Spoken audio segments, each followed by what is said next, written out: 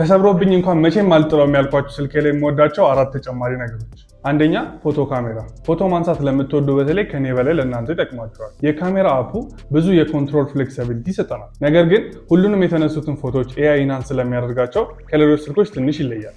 ሁለተኛ ቪዲዮ ካሜራ። ብታምኑም ባታምኑም 8K ቪዲዮ መቅረጽ ትችላላችሁ። እኔም መጀመሪያ ገርሞኝ ነበር፣ ግን 4K ቪዲዮውን በኤአይ ቪዲዮ ቡስት በማድረግ 8K ያደርግልናል። ግን 8K ነው። ሶስተኛ የተለያዩ ዩዘሮችን ራን ማድረግ መቻል። ልክ እንደ ላፕቶፕ የተለያዩ ዩዘሮችን ከፍተን በአንድ ስልክ የተለያዩ ሰዎችን ማስጠቀም እንችላለን። እና እስኪ የትኛው ስልክ ነው ይህን ማድረግ የሚችለው? አራተኛ ባትሪ ላይፍ። ከ2 ዓመት በኋላ የማገኘውን የባትሪ መጠን ልንገራችሁ።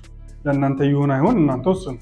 ሆትስፖት ቪዲዮ እና ሶሻል ሚዲያ ሲጠቀም ለ7 ሰዓት ቀጥታ ያስጠቅመኛል። ቪዲዮ፣ ሶሻል ሚዲያ እና ስልክ ደግሞ ሳወራበት እስከ 9 ሰዓት አገኛለሁ። ቪዲዮ ብቻ ስጠቀም ከ14 ሰዓት በላይ አገኛለሁ። ሎ ፓወር ዩዜጅ የምጠቀም ከሆነ ደግሞ ቀንና ሌሊት ያስጠቅመኛል። 2 ዓመት ሙሉ እንኳን ተጠቀመበት ባትሪ ሄርዙ ስቲል 92 ነው። እናንተ ፍረዱ እንግዲህ። ይህን ሁሉ በአንድ ስልክ ማግኘት አይገርምም?